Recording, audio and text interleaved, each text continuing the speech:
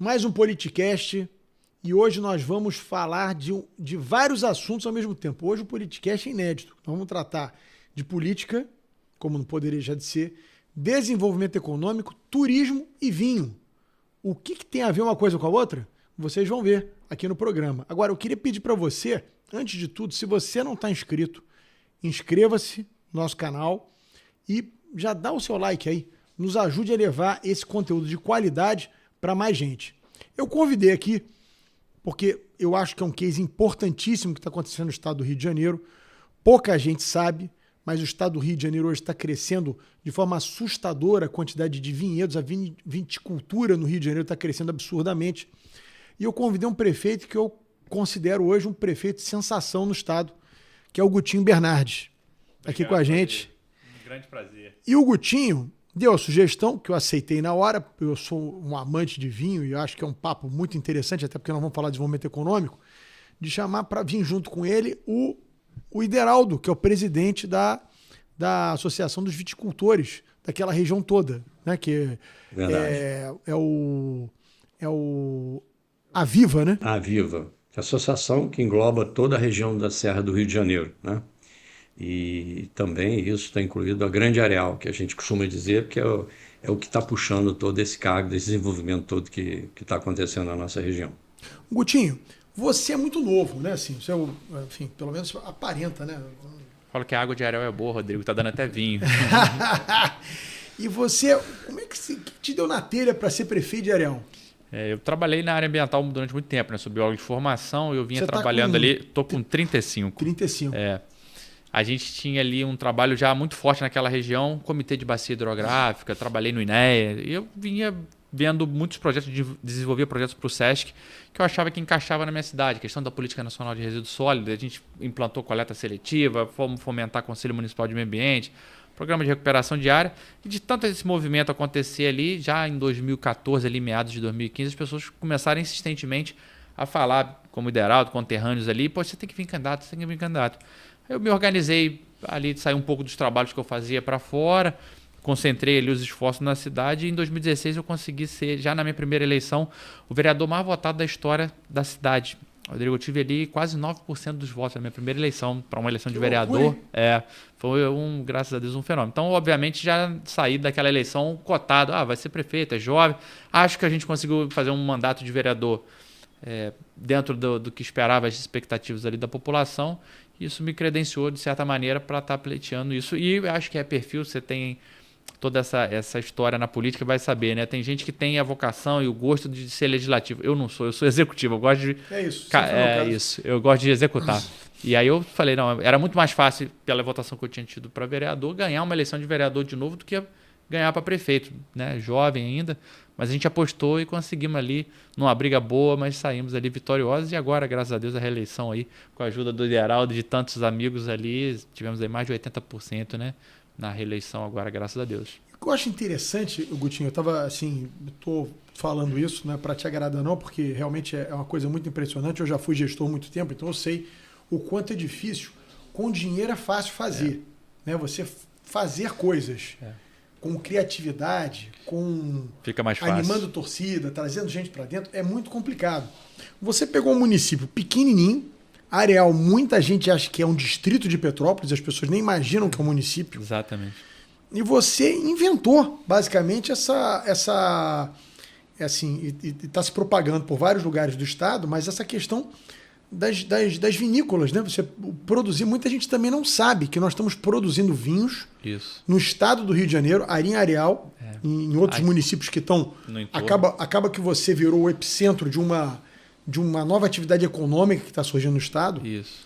E as pessoas não sabem. Nós estamos produzindo vinhos no estado do Rio e vinhos de qualidade, né? Vinhos premiados, né? Com pouco tempo, Rodrigo. E é legal porque traz para a cidade, uma cidade jovem, né? A cidade de Areal fez 33 anos de emancipação política, que até então não tinha uma identidade definida, né? Não sabia se era indústria igual 3G, se era turismo, vocação de Petrópolis, estava ali no meio ali, olhando o tempo passar, e essa identidade trouxe ali a capital da uva. Com 3 meses de governo, a gente identificou que tinha 2 projetos nascendo de vinícolas. Foi olhar o território, conhecer era um pessoal de Búzios chegando para fazer vinícola lá, Vinhos Vale aqui com Duda Porto, né? Um pessoal bacana ali também que está abrindo as portas agora, depois de 5 anos, um projeto grandioso que inspirou o projeto da Vila Italiana, o Borgo del Vino, que ficou muito famoso.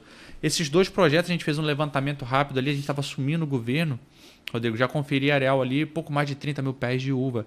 E eu sempre brinco que essa história, para quem conhece o Estado do Rio, sabe que não é muita vantagem, porque o Estado do Rio até então não plantava uva em grande escala. A gente tinha já ali a primeira vinícola do Estado do Rio, em Confidência, ali em Paraíba do Sul. Essa eu visitei. É do lado ali, mas ninguém plantava uva. Então a gente já, com o levantamento, com 3 meses de governo, já se sabia que Areal, naquele momento, já era o município no Estado do Rio com o maior número de pé de uva plantado. A gente fez um projeto de lei municipal, Cidade da Uva, trouxemos aqui para a Assembleia, e com 3 meses a gente já era a capital da uva do Rio.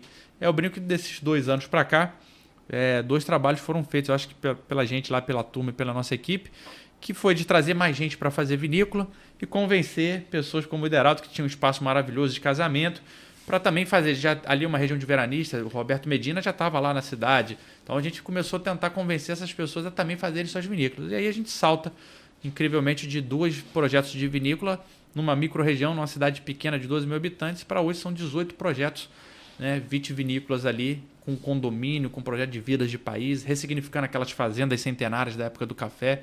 Um roteiro que eu falo sempre vai ser e será, eu tenho certeza, único para o país. Não há paralelo no que está sendo construído lá. Óbvio que você tem o Vale dos Vinhedos, você tem muita coisa no Sudeste, em vários estados acontecendo, mas você pegar o perfil dos investimentos, das vinícolas, dos espaços de casamento, como é o caso do Ideraldo, das vilas de países que a gente está criando lá, se somar isso tudo, é um roteiro muito único, muito exclusivo e que eu tenho certeza vai ressignificar e qualificar ainda mais aquela região que é bonita por natureza e que precisava, eu acho, desse toque, desse charme ali, pegando Petrópolis, Itaipava, Teresópolis. Não, sensacional. E está perto dessa região que você tem muita gente que vai fazer turismo e vai ali, né? Eu estava falando agora, a gente estava almoçando com um amigo, você sabe, está aí na pauta, a nova subida da Serra vai diminuir, vai encurtar ali 20 minutos esse trajeto, né, do Rio para Areal, para Petrópolis. Se você, dependendo do trânsito... Só não sai nunca, né, essa nossa subida, né? A gente está acompanhando, tá? Agora no item da nova concessão, vai sair, isso é uma obra prioritária para o país, né? Não é para mais ninguém. Mas a gente está acompanhando isso e a gente olha, hoje já acontece, dependendo do trânsito que você tiver, o cara que desce no Galeão chega primeiro a Areal ali a Itaipava do que aqui no centro do Rio. Sem dúvida. Com essa nova subida, isso vai potencializar o cara que está hospedado aqui nos grandes hotéis do Rio, passar o dia lá, sair do mar, em uma hora está conhecendo ali regiões vinícolas, no mundo não tem isso, voltar e dormir e pernoitar aqui. Então é um novo roteiro, fortalece. É um calendário que é o calendário do inverno, essa época nossa que eu acho que faltava no estado, você tinha poucas opções, sobretudo para essa temporada de inverno, e a gente está saindo ali com bons hotéis, com bons projetos aí de vinícola, com grandes nomes investidores aí, requalificando, colecionando bons números, bons prêmios, né? Índice de empregabilidade, desenvolvimento, gerando toda essa cadeia, que é muito legal. Qual lugar do mundo, né, que você pode sair dessas belíssimas praias que tem na cidade do Rio de Janeiro, você poder curtir aqui, e fazer um passeio em uma hora, você ir para um outro clima, um outro microclima. Chegar na serra, fresquinho. É fantástico. Beber um vinho produzido numa vinícola, visitar, almoçar e descer. Qual lugar do mundo não existe, não existe. Os donos dos grandes hotéis aqui do Rio, Rodrigo, têm ficado encantados e cada vez mais empolgados. A gente tem tentado fortalecido ali redes de hotéis para dentro desses projetos, principalmente o projeto do Cidade das Nações, que são as vilas dos países, como é o sucesso da Vila Italiana, para ter pequenos hotéis boutiques ali, com grandes marcas de hotéis. E eles estão doidos quando conhecem essa história de poder fazer isso. O cara que está ali no Farmão, ele vai poder passar um dia lá, voltar e dormir. Então é um novo a fronteira, eu acho que para o estado do Rio, muito bacana. E dá muito orgulho de ver o que essa turma está fazendo. Porque a gente que é gestor... Eu quando te convidei para você vir aqui, é justamente por isso que eu acho que a gente fica tanto com uma sensação que as coisas no estado do Rio não dão certo, essa questão da insegurança aqui. E ainda tem isso, uma região extremamente segura, né? A região mais segura do Rio de Janeiro hoje é a Serra. Exatamente, uma tranquilidade. Eu acrescento isso, Coutinho, se me permite, e vocês estão citando que você está a 1 hora do Rio. As pessoas costumam ir para o Vale, para o Sul, para Porto Alegre, desce no aeroporto e anda mais, salvo engano, 200 e poucos quilômetros para chegar no Vale dos Vinhedos, que é um lugar espetacular. Nós estamos num eixo central, onde nós estamos a 300 e poucos quilômetros de Belo Horizonte, 300 e poucos quilômetros de São Paulo e 100 e poucos quilômetros do Rio de Janeiro. E a gente tem uma coisa a mais isso. Enquanto o Brasil está produzindo o sul em fevereiro e março, nós estamos produzindo em julho e agosto. Não, quando é isso? No nosso inverno. Então você tem o Rio de Janeiro, que no mundo, quando você pensa em turismo, você fala Rio de Janeiro, as pessoas conhecem no mundo afora o Rio de Janeiro, no Brasil, associado aos turistas estrangeiros que vão chegar aqui no Rio e podem não ter uma praia, mas tem uma serra para conhecer, já vão normalmente, e todas essas cidades maiores, fora as outras cidades menores, né, que vão com certeza absoluta no inverno para a Serra do Rio e vão ter essa experiência e vão ficar impressionados com o que vem, a evolução que vem acontecendo na região, puxado pelo Gutinho aí, que tem transformado, como você mesmo disse, toda essa história, né? A gente tem muitos vinhedos lá entraram nessa linha por causa desse esforço que ele faz politicamente. Eu costumo dizer que eu estou aqui no Vale dos Desejos, que fica, a gente sempre fala, né? Vale dos Desejos, Areal. Mas na realidade eu estou ali na divisa de Areal, com Paraíba do Sul, né? Foi ele que trouxe esse incentivo para que a maioria dos empresários fosse. Ele está buscando isso e isso está fortalecendo cada vez mais a nossa região por causa desse trabalho dele. Então a gente tem um produto espetacular, né, para o desenvolvimento da nossa região, que é os vinhedos e a história do vinho. Né? Geraldo, falando muito disso, né? Hoje quantos empreendimentos já tem na associação de vocês? Quer dizer, ali na região, assim, não sei se tem todas são associadas, mas enfim, quantos empreendimentos, quantas vinícolas já tem ali na região? A Viva hoje, ela contempla a cidade de Teresópolis, Friburgo, Petrópolis, Partido Alferes, Três Rios, São José. Areal, São José e a Grande Areal, que é aqui que a gente adora dizer isso, cria até umas brincadeiras assim entre ele, que o primo dele, que é o prefeito de Paraíba do Sul, que a gente diz, nós somos de Areal, pô, mas vocês não são de Areal, somos de Paraíba, coisa sadia, uma coisa... São as divisas legal, ali, né? São de divisas, porque... Mas assim, então esses projetos, essas cidades todas, salvo engano, nós somos 33 ou 34 projetos de informação e, como ele disse, nós estamos a mais de 18 projetos só aqui no nosso entorno ali. E cada hora um projeto novo, né? Vai chegar a 40 ainda esse ano. Fácil. Vai chegar a 40 projetos de vinícola no estado. Nós estamos na Viva hoje com 27 associados e a gente às vezes descobre como eu descobri agora no nosso almoço de um colega que está recente lá em Friburgo, que a gente já pegou o telefone, então a gente está tentando trazer todo mundo para dentro, porque a gente vê da importância da Viva. Hoje a gente pensa que a Viva talvez não seja tão importante ainda para a maioria dos vinhedos, para ser grandes empresários, que estão todo mundo que está tocando esses projetos, mas a gente sabe que a longo prazo a Viva vai fazer a diferença na vida dos vinhedos, porque a gente fala dizer isso, você pode juntar os 50 produtores ou 30 e procurar um órgão público, mas se você for com a associação, você é muito mais atendido ou você vai ter as suas investigações olhadas mais de perto. E a gente tem, então, nessa área que a gente... Você tem ideia de quantos empregos já geram esses empreendimentos? Então, eu não tenho essa coisa precisa para te dizer, mas eu vou falar da minha propriedade em si, que é uma vinícola familiar, onde a gente tinha lá antes, na minha propriedade rural, que eu sou de Petrópolis, e a gente ficava final de semana para lá, nós tínhamos 2 pessoas trabalhando. Só no meu restaurante hoje eu tenho 17 pessoas trabalhando. Então, assim, na área do vinhedo eu tenho 5 pessoas trabalhando. Então, e na área de eventos eu tenho mais. Então, só dentro da minha propriedade, que eu saí de 2, eu saí para 30 pessoas trabalhando. Então, eu acho que isso é uma revolução, porque, por exemplo, o meu pessoal, o meu chefe de garçom era uma pessoa da região ali, que a gente deu possibilidade a ele, deu curso para ele, e ele veio formando. Hoje, nossa chefe de cozinha é uma menina que tem 23 anos, que a gente deu treinamento, tem o chefe nosso, que é o principal, mas ela veio na formação de 23 anos de idade, dali, a 3 quilômetros da gente, é o Bertor de Areal. A maioria dos funcionários são todos de Areal. Nossa, então a gente está dando muita oportunidade, não só eu, mas os vinhedos todos, né, de gente da região. Então, se você contar lá, eu acredito que o Renato deve ter daí, que é um vinhedo próximo da gente por aí. Então, se você pensar aí, a gente está em empregos diretos aí, brincando, agora, que é um processo inicial, porque os vinhedos são muito jovens ainda, mais de 500 empregos diretos só ali na nossa região. Vou te dar um número, Beto, desculpe. Saiu agora o índice Firjan. Isso aconteceu em 2021, quando não tinha 10% do que essa turma está fazendo. Como eu te mostrei, te falei ali, né, a menor cidade da região. E era ano de pandemia, a economia decrescendo no mundo, e a Areal já apresentava números relevantes de arrecadação, porque estamos falando também de muito condomínio, muito desenvolvimento imobiliário, a construção civil, essa grande indústria que de fato é. 2021 foi isso, 2022, 2023 e agora 2024 a gente teve recentemente um número divulgado só em Areal. Lembrando que o Areal está falando de uma região, está falando de várias cidades, mas só em Areal posso te compartilhar isso aqui. A gente liderou o índice de empregabilidade na região inteira. A gente teve 484 vagas só numa cidade que era decrescente, que tinha números horrorosos quanto a CADEG. Eu sempre brinco que eu cresci com essa história, eu sou de uma geração que para você estudar e para trabalhar você tinha que sair de Areal. Hoje você começa a ver o cara, ele gravou um vídeo maravilhoso, eu estava falando, compartilhei. O cara que estava com ele começou como um pedreiro, hoje... Ajudante pedreiro, hoje garoto. É o cara que toca o vinhedo, virou ali, está fazendo curso de enologia, faculdade de enologia.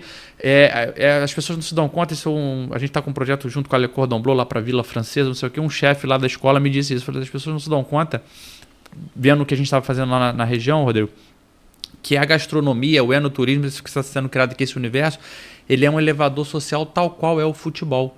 Só que o futebol pega, às vezes, um Neymar e joga lá para cima. Isso aqui, o menino que entra, como é o caso que a gente está contando aqui do servente, o cara que entra, às vezes, lavando o prato ali, ele vai trabalhar, vai virar sommelier, vai virar um enólogo, vai trabalhar dentro da vinícola, do restaurante, vira chefe e amanhã está no mundo, não é? Então, é uma indústria que, além de tudo, gera pertencimento, orgulho, porque o emprego pelo emprego já é muito bom, né? O maior programa social, não é isso? Mas agora, quando você fala do universo que está sendo criado lá, é fantástico as opções, né, de grandes hotéis, do cara poder trabalhar ali, ser gerente de um hotel desse, porte. É muito legal o que está se desenhando para a região e para a cidade de Areal. Isso que eu ia te perguntar, Gutinho, a gente tem uma... o que eu imagino é que essa coisa de você...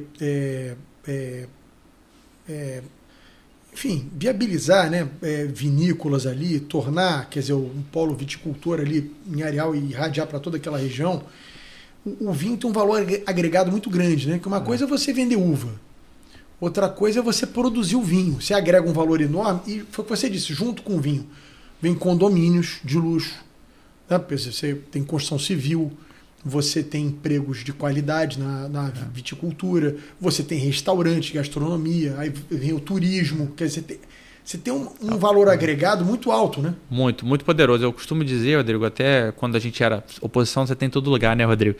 Então as pessoas questionavam, poxa, mas está apostando em vinho, uva, Areal nunca teve isso, normal, natural, né? E aí a gente começa a estudar e aprender e trocar figurinha, vai buscar referência no mundo. Não tem lugar no mundo, região no mundo, seja nos continentes mais novos, mais velhos ali, que se dedicou à cultura do vinho, apostou nessa cultura e não prosperou. Isso não existe em nenhum lugar do mundo. E a gente podia ser qualquer coisa, cidade do Maracujá, mas a cidade da uva, a capital da uva, eu brinco que Areal merecia, dependia de um título, de uma vocação. Entender qual é a identidade da cidade, nós vamos trabalhar esse caminho, apostar nisso aqui. O que é a Toscana? Se você tirar o vinho da Toscana, acabou a Exato. Toscana. E pra gente, o título de capital da uva foi mais do que uma identidade, criou um selo de qualidade, referenciou a cidade. E hoje você começa a ver um esvaziamento até de outras cidades que eram mais glamourosas. O cara está deixando de investir, projetos que iam para uma cidade maior, está indo para lá. E você vai olhando cada projeto que chega, né? Cada construtora que chega para desenvolver uma vila francesa, uma vila espanhola, a vila argentina agora. A última aqui, uma grande construtora aqui da Barra, a Belco. Então a gente começa a ter grandes nomes da arquitetura. Eu estou saindo daqui, vou aqui para o Casa Shopping para fechar mais um projeto do Duda Porto, num grande condomínio também que está saindo em Areal, com um grande projeto temático. Então você começa a olhar o somatório disso tudo e fala assim, eu fico com pena. Que pena que Areal é a menor cidade e eu não tenho mais áreas. Mais espaço. Porque você tem que exportar para os outros. Eu estou botando na vizinhança. Isso é ótimo do ponto de vista do desenvolvimento, porque gera um desenvolvimento regional, isso é maravilhoso. Mas eu sou prefeito de Areal, né? Então eu brinco que se eu encontrasse um gênio da lâmpada e me desse 3 desejos, eu ia pedir para aumentar a área de Areal 3 vezes. Porque a gente incorpora Pedro do Rio lá. O pessoal de bem importa deixar e eles todos querem.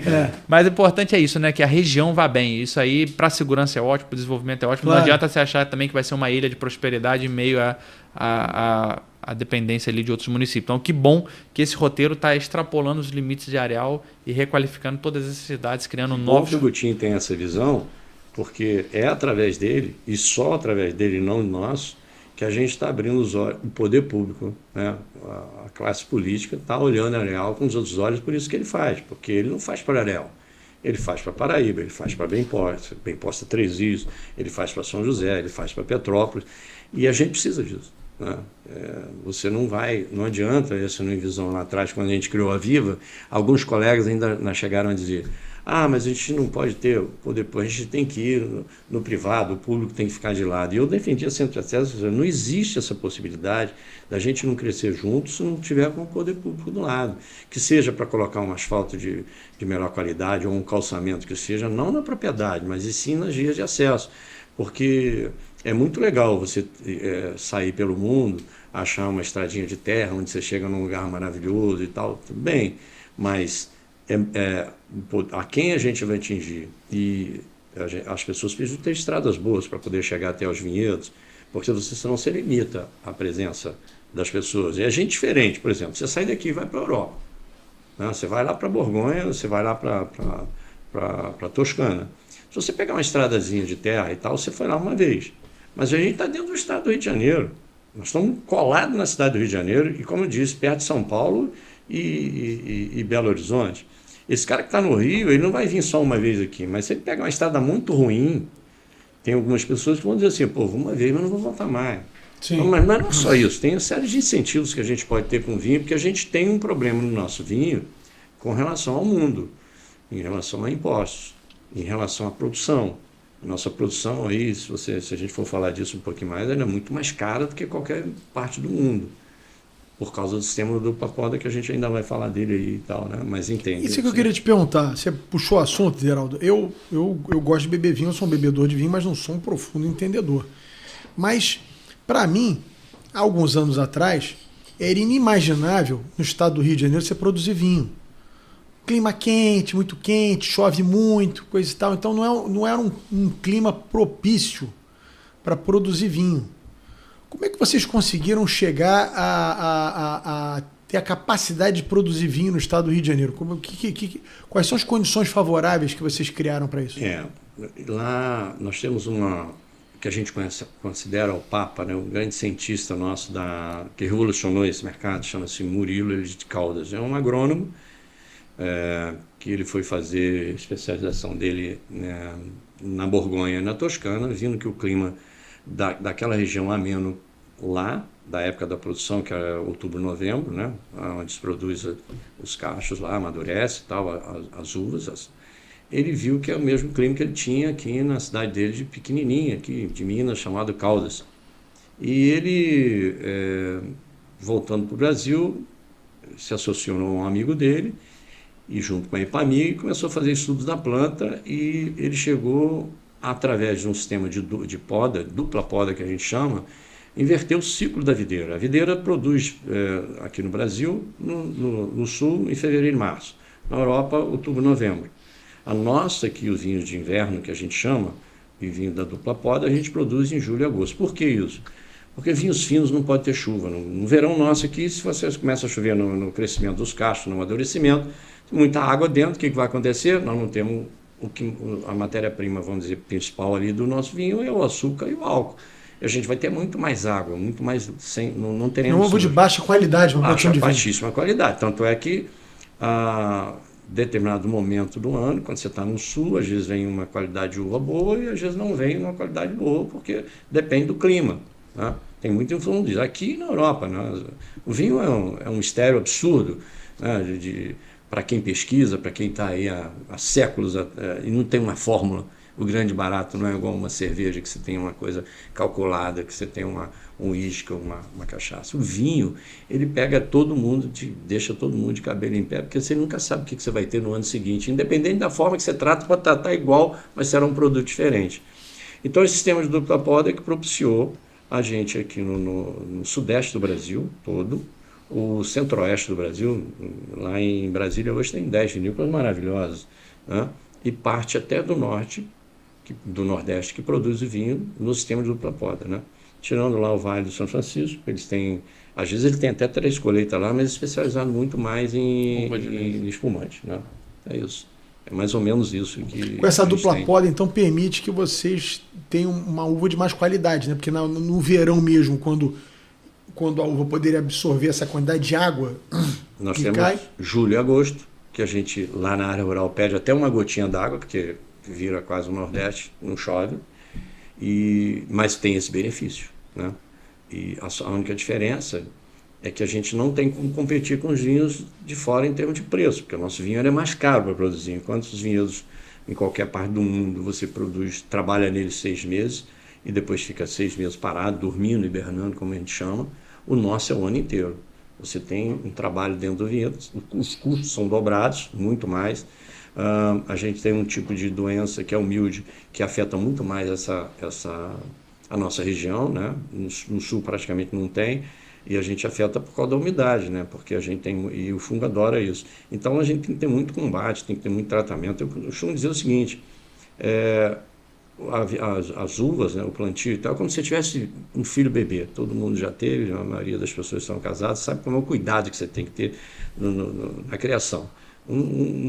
Qualquer bobeirinha que você dá, entra lá uma doença qualquer e aí a gente fica, né, não tem tanto anticorpos e tal. A videira é isso aí. Só que ela é um processo de nascimento todo ano. Apesar de você ter lá o caule principal cada vez mais fortalecido, mas quando você faz uma poda, você nasce novas folhagens, novos frutos, e aí é cuidado. Então, é muito cuidado, é diferentemente da uva americana, que é a uva de vinho sucos e para comer, entendeu? Sim. É isso. Mas foi uma grande descoberta. Esse cara hoje é o cara que mais produz mudas no Brasil, é um cara que tem vários vinhedos, um cara respeitadíssimo. Foi que propiciou não só o Brasil, salvo engano, acho que até Nova Zelândia, Austrália já estão nesse processo de dupla poda atrás do Brasil. Isso aqui é uma técnica brasileira, que foi um achado isso para o Brasil. E esse cara pode dizer que esse cara revolucionou a história do vinho no Brasil. Ainda não, porque a gente ainda está caminhando ainda em relação ao Sul. O Sul né, já vira há muitos anos.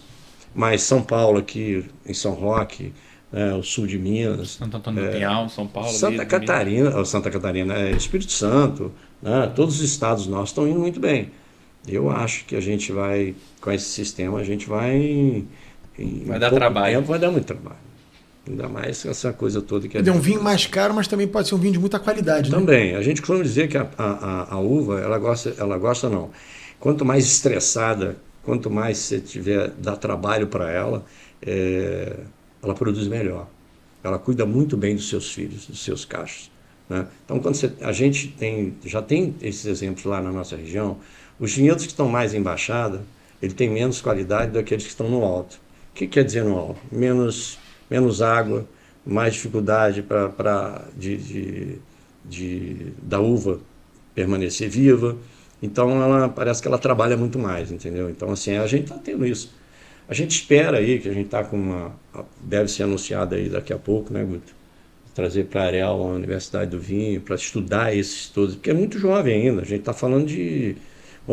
quanto tempo que as videiras já produzem vinhos? Nós estamos falando de quantos séculos? 1300, lá em Portugal, lá fora? Até menos, né? Muito menos do que isso. A dupla poda é de 85 para cá de estudos.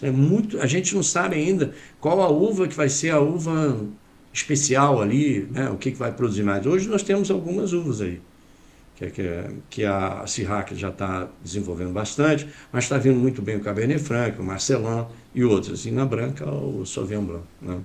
Então a gente tem muito caminho aí para percorrer. Maravilha, hein? Muito vinho para produzir. Muita coisa. Maravilha. Esperando o Gutinho aí sair agora, que ele não pode mais vir a edição, depois voltar de novo e nos ajudar aí nesse desenvolvimento regional, que ele já faz muito bem. Né? E agora, Gutinho, para a gente não dizer que não falou de flores, então a gente só falou de vinho, vamos falar um pouquinho de política. Vamos lá. Porque é óbvio que você é um cara muito antenado aqui naquele teu microcosmos, está fazendo um trabalho inovador, extraordinário, realmente é um exemplo de gestão, porque foi o que eu falei aqui no início. Eu sei como é que é governar com muito dinheiro e sem recurso nenhum. Você tem que tirar leite de pedra. No caso, criativo. Nesse caso, você tirou vinho de pedra, né? Exatamente. Não foi leite de pedra. Mas nós não podemos esquecer que nós estamos num contexto maior, que é o Brasil e o estado do Rio de Janeiro. E nós vamos ter eleição em 2026, tanto para o governo federal quanto aqui para o estado. E nós estamos no meio de um furacão, né? Essa semana foi uma semana bastante turbulenta aqui no Brasil. Sanção dos Estados Unidos, ministro do Supremo enquadrado na lei Magnitsky, que é uma lei que, enfim, se puder fazer um álbum de figurinha, hoje vai estar lá o Alexandre de Moraes com ditadores sanguinários, com traficantes de drogas, com sequestradores, com terroristas, enfim, é uma imagem para o Brasil muito ruim, né? Queria saber um pouquinho o que você pensa disso, quer dizer, como que a gente chegou a esse ponto? Bom, Beto, eu gosto muito do meu quintal, né? Meu quintal é o maior que o mundo, né? Já dizia Mário Quintana. Mas olhando para fora, até para entender também, né? A gente tem que cuidar, pensar grande, pensar pequeno, pensar grande. Agir local e pensar mundial, né? Pensar global. É um momento muito ruim, muito estranho da política, né? Não só no Brasil, a gente tem essa polarização que é burra, que é superficial, que não constrói, que fica muito midiático, acho que fica muito para as redes, assim, muito posicionamento, muito político, parece que virou influência, né? Parece que virou TikToker. E eu acho que isso é muito pobre, porque não tem solução nessa ambiguidade, nessa discussão, nesse bate-boca puramente ideológico. Estava falando do nosso amigo Paquá que esteve aqui, vira um debate que parece de ONG, né? E a gente acaba tendo os grandes problemas do Brasil, os grandes desafios de infraestrutura, de segurança que vive o nosso estado, que vive o nosso país, não sendo debatido, parece com um segundo plano, que quando na verdade, os grandes mazelas do nosso povo, do atraso continental monstruoso que se aflige sobre esse estado, sobre esse país, que era o que devia estar em voga, né, num debate para governador ano que vem, para presidente da República, parece que está ficando em segundo plano, né? Então eu acho assim, muito preocupante. Espero e acho que tem possibilidade para isso, principalmente no nosso país, de uma terceira via. Acho que ninguém, no final das contas, também muita gente não aguenta mais, né? Essas duas bolhas brigando e afundando o Brasil. Então acho que tem um espaço grande para uma terceira via. Rezo todo dia para que isso aconteça e também para o nosso estado que encontre esse caminho e que mantém aí, né, tudo que o nosso governador plantou, que eu acho que plantou muita coisa boa, né? O Cláudio tem sido um parceiro de primeira hora dos municípios, um cara que escuta, atento, um cara do bem, com todo o desafio que tem o estado do Rio. Então que a gente possa daqui para frente também avançar e não viver os maus dias que vivemos todos no nosso estado. Eu testemunho, quer dizer, as pessoas, e o governador Cláudio Castro assim, não passa por um momento bom de avaliação, muito por conta da segurança pública, que eu, assim, com muita tranquilidade, porque eu não sou mais político, eu não faço parte de governo, enfim, eu posso falar com muita tranquilidade. Na verdade, muito do que está acontecendo no Rio de Janeiro foi por uma medida, na minha opinião, absolutamente equivocada do Supremo Tribunal Federal, que foi acatar aquela DPF do PSB. Uma loucura. Né? Criando uma série de regras que, basicamente, a gente não impediu o trabalho da polícia. Não, mas quando você diz que a polícia, para entrar, para prender um traficante, precisa avisar 10 órgãos diferentes, 20 órgãos diferentes, não vai pegar o cara de surpresa, não vai funcionar nunca. Esquece. Então, o que aconteceu foi o seguinte, você na prática, e como essa DPF foi só para o Rio de Janeiro, você criou um resort do crime no Rio de Janeiro. Tanto é que você está prendendo criminoso do Ceará, fazendo carreira aqui, da Bahia, do Amazonas. O cara vem para cá, porque aqui ele sabia que ele não tinha, que ele tinha facilidade de se esconder e de não ser preso. Exatamente. Por conta dessas regras. E eu acho que o Cláudio está pagando um preço muito caro por conta disso, porque houve muito investimento na polícia. Se você pegar os números de prisões da polícia, de apreensões de arma, o negócio é absurdo, mas essa legislação no Brasil, a gente precisa mudar. Não é possível que um cara seja... eu dou esse exemplo sempre. Outro dia, teve um cara que foi cometer um arrastão ali no início da Avenida Brasil, ali naquele viaduto, ali na antiga perimetral. E, por acaso, deu azar, né, para nossa sorte, para azar dele, de tentar assaltar um sargento da PM que estava de folga. O cara matou ele. O cara tinha 100 passagens ou mais pela polícia. Como é que um cara que tem 100 passagens está solto? É um absurdo. Aí você vai botar a culpa na polícia, no governador? A polícia prendeu o cara 100 vezes, cara. Enxugando gelo. Entendeu? Não é possível isso. É assustador, né? A gente está ali, né, mais no interior, ainda não sofre todas essas mazelas, mas hoje de manhã eu amanheci hoje falando com um empresário que tem ali, a gente tem investido nisso, questão da guarda municipal, fazer o dever de casa, né? Botar na rua, criar a central de comando e controle, a gente criou cobertura de câmera na cidade inteira, reconhecimento facial, Muito de placa, importante. aquela história.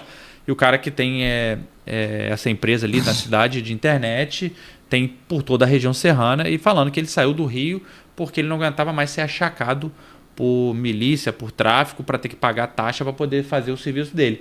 E hoje de manhã, na divisa ali de Areal com Petrópolis, ele estava sendo achacado, me pedindo ajuda, se eu tinha algum contato. Aí, de pronto, conseguimos falar com o subsecretário aqui da Polícia Civil, comandante ali do batalhão e todo mundo, porque não é possível que essas práticas de domínio de território comecem a se alastrar pelo interior. Tem que matar no nascedouro. E é o que a gente vê, né, que aconteceu na região dos lagos, aconteceu para outros lugares que não tinha, era inimaginável. Então, é um dever de casa, sobretudo para a gente que está nessa região tranquila, que sempre colecionou bons números, né? Foi o que você falou também, a grande cereja do bolo, né? A tranquilidade do cara saber que no final de semana ele pode dormir com a janela aberta, que está numa região tranquila, segura, que não tem crime. A gente não pode admitir orar e vigiar, né? Fazer o dever de casa literalmente de investir na Guarda Municipal, investir nas forças de segurança integradas ali naquele município, naquele território, para que a gente consiga manter o mato baixo. Porque é muito difícil de voltar, né, Rodrigo? Depois que você vê, depois que entra, não sai mais, cara. não sai mais. Então esse eu acho que é o nosso desafio, talvez dos prioritários ali. E é o que a gente tem feito desde o primeiro ano nosso de governo, né? A gente equipou a guarda, a tropa, dobramos o efetivo, criamos uma grande central de monitoramento na cidade. E eu acho assim, importante você estar falando dessas medidas que você está tomando, porque eu acho, ao contrário do que alguns pensam, o prefeito não tem responsabilidade nenhuma na segurança. Pelo contrário. Pelo contrário. O prefeito ele tem que fazer uma ação de prevenção que vem antes das forças de segurança entrarem, como você está fazendo. Você quando vê que está acontecendo algum problema, você já aciona as forças de segurança pública, você monitora, você cria um centro de monitoramento, a Guarda Municipal pode fazer um trabalho de prevenção, ou seja, você acaba criando um ambiente favorável. Que o cara que está pensando em se instalar ali para cometer crime, ele já pensa duas vezes. Pensa duas vezes, exatamente. Então o prefeito é a primeira fronteira de segurança, pelo contrário, ele é a primeira fronteira. Você vê lá em Belford Roxo, que é um município muito violento, o que o Canela tem feito para retirar barricadas e desobstruir as vias para acabar com esse controle de território. Isso é a função da prefeitura. Exatamente. E tem que ser esse ordenamento do território, tem que ser esse trabalho, como você bem colocou, preventivo. A central de monitoramento, quando você entra em Areal, ela está embaixo do poste da entrada, para todo mundo ver, de vidro, aquele monte de câmera, aquele monte de tela ali sendo monitorado, para que as pessoas vejam que Areal é uma cidade que tem monitoramento, que tem a guarda municipal efetivamente na rua. Quando a gente pegou ali a prefeitura, era com a guarda patrimonial. A gente é uma cidade de 12 mil habitantes, estava te falando, tinha 20 e poucos agentes, hoje a gente tem mais de 50. Compramos 2 viaturas novas, colocamos eles na Ronda da Maria da Penha, ao apoio ao cidadão. Então a gente faz, porque a segurança é essa questão da percepção, né? Então você vê ali o carro da Guarda Municipal na rua, agora não pode ser só o município, né? Eu digo às pessoas, segurança é uma coisa subjetiva. Eu lembro, não sei se foi no governo do Garotinho ou da Rosinha, que foi feita uma ampla pesquisa pelo ISP, e os caras chegaram à conclusão doida, que o cara que morava na Lagoa, Rodrigo de Freitas, que o índice de homicídio é quase 0, tinha 20 vezes mais medo de morrer do que o cara que morava no Complexo do Alemão. Como é que você explica isso? Morre todo dia um ali. O cara fica. O cara recebe a percepção, o cara recebe tanta notícia, o cara tanta informação de violência, não sei o que, o cara fica apavorado sem ter razão para isso. Agora você imagina o custo disso, né? Psicológico, emocional, familiar, porque a gente se acostuma à anestesia, né, da violência do dia a dia. E eu vou aproveitar então o merchan aqui, quem está nos assistindo, que vá para Areal, que é uma cidade segura, tranquila, leve lá a sua família, faça uma casa na Serra para você ter um final de semana ali em paz e tranquilidade, então, eu vou que eu tenho certeza. Se você for lá e você já está convidado com a sua família para conhecer o nosso restaurante, que é a Vinícola Vale dos Irejos, você entra, não tem porteiro, não tem nada. Você entra e sai sem ninguém te incomodar, porque a gente ainda tem essa tranquilidade. Graças lá, a Deus. Mas você falando disso, você não acha que a mídia tem um pouco de responsabilidade sobre isso? Porque total, ela né? dá essa notícia e ela não cobra o contrário. Ela muita gente me pergunta assim, o que o Rio de Janeiro tem diferente dos outros estados? É a Rede Globo. É isso. A Rede Globo avacalhou o estado do Rio durante muito tempo. Bate na polícia, bate Começou com o Brizola brigando com a Globo e por aí. Então, isso foi construído, né, esse sentimento, essa percepção de que o Rio... Porque quando você olha as manchas criminais, os números, não é tão diferente de São Paulo, não é tão diferente de Ceará até. Mas o Rio tem um problema que outros estados não têm. Por exemplo, você tem uma facção dominante em São Paulo. Então você não tem um cara portando fuzil. Aqui no Rio você tem 4, 5, sei lá, agora virou narcomilícia, tem TCP puro. Enfim, você tem uma série de subfacções que brigam entre si pelo domínio territorial. Esse é o grande problema do Rio de Janeiro, a questão do domínio territorial. E esse domínio, esse enfrentamento dessas quadrilhas, eles precisam de armamento muito pesado. Essa coisa do fuzil apavora muito a população. Eu tenho conversado muito com os políticos, né, no sentido de contribuir, de dar o pitaco. Então, agora no Congresso, para votar uma PEC da segurança pública, eu acho que a maior contribuição que essa PEC poderia ter, ao contrário da cabeça do PT, que é centralizar tudo em Brasília, era que matéria penal pudesse ser concorrente entre os estados e a União, como é o caso da legislação ambiental, da legislação de defesa do consumidor. Você tem uma lei federal, se você quiser fazer uma lei mais rígida estadual, você pode fazer. Por exemplo, o problema do Rio de Janeiro é o problema do Acre.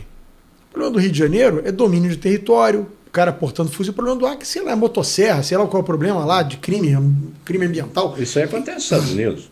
Os estados são diferentes. Exatamente. Então, se você tivesse uma legislação que o Estado pudesse, nos seus problemas maiores, fazer uma pena mais dura, você certamente reduziria bastante o trabalho da polícia e aumentaria a sensação de segurança da população. Esse olhar de proximidade, né? Entendendo ali aquelas localidades ali. Claro. Você tem que tratar os problemas onde eles existem. Você não pode pegar uma lei e valer para tudo se ali não tem aquele problema. Você deixa brando de um lado e não ataca onde é o problema. Né?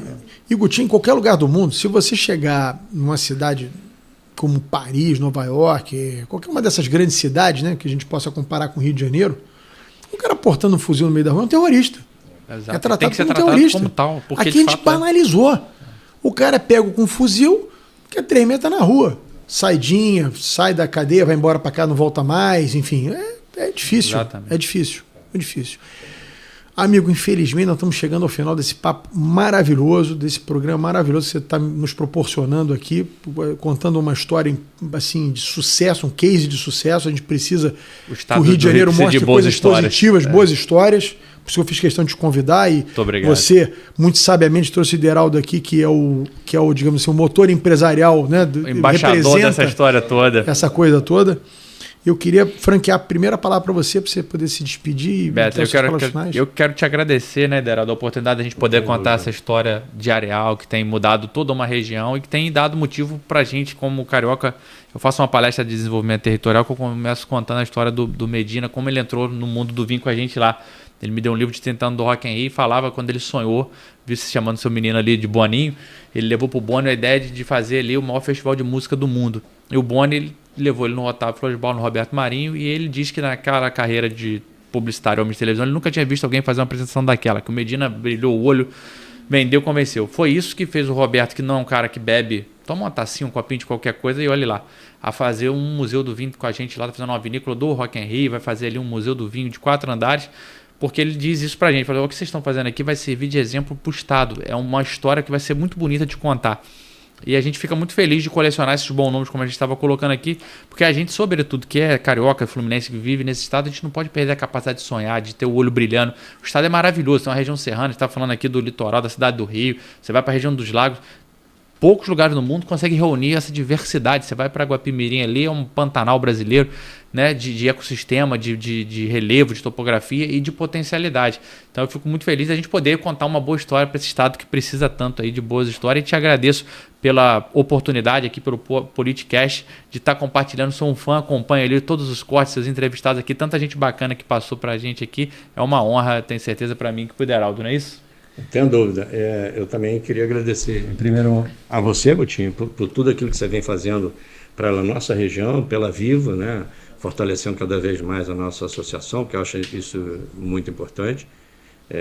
Não vou ficar aqui rasgando mais elogio a você, mas você sabe que todos nós da Viva sempre apoiamos você e por tudo aquilo que você tem feito. Realmente muito obrigado. Queria também convidar todas as pessoas que estiverem assistindo o podcast para conhecer a Serra do Rio de Janeiro, como ela vem mudando, como tem coisa bacana acontecendo lá. São projetos a longo prazo, mas a gente diz que já existe agora, atualmente, ótimos lugares para se sair daqui do Rio de Janeiro. A gente recebe muitas pessoas lá, não só eu lá no Vale dos Desejos, né, no Borgo, e agora o Maurício lá da Aroca vai abrir em breve um restaurante. Então, assim, que as pessoas possam visitar a Serra do Rio de Janeiro. Conhecer esse roteiro maravilhoso. E a você, em particular, muito obrigado por ter convidado o Gutinho, de ter lembrado de nos trazer aqui. Muito bacana o papo e espero ter você lá com a sua família lá para conhecer o Vale. Vou com certeza. Eu que agradeço a vocês que não conhecem, então podem ir na Bordeaux Carioca, na Bordeaux, ou na Toscana, como você preferir. Exatamente. Né? Carioca, para ver essa coisa lindíssima, essa transformação que está sendo feito, esse prefeito espetacular, o Gutinho Bernardi, num municípiozinho pequenininho, que muita gente achava, inclusive, que era um distrito de Petrópolis, e está dando uma aula de gestão pública, como é que você, com poucos recursos, com boas ideias e principalmente arregaçando a manga da camisa e trabalhando, porque tem que ter muita transpiração com inspiração. Só inspiração não resolve nada. E eu queria também agradecer a você que está nos assistindo até agora e mais uma vez pedir a você que curta, compartilhe o programa com os amigos.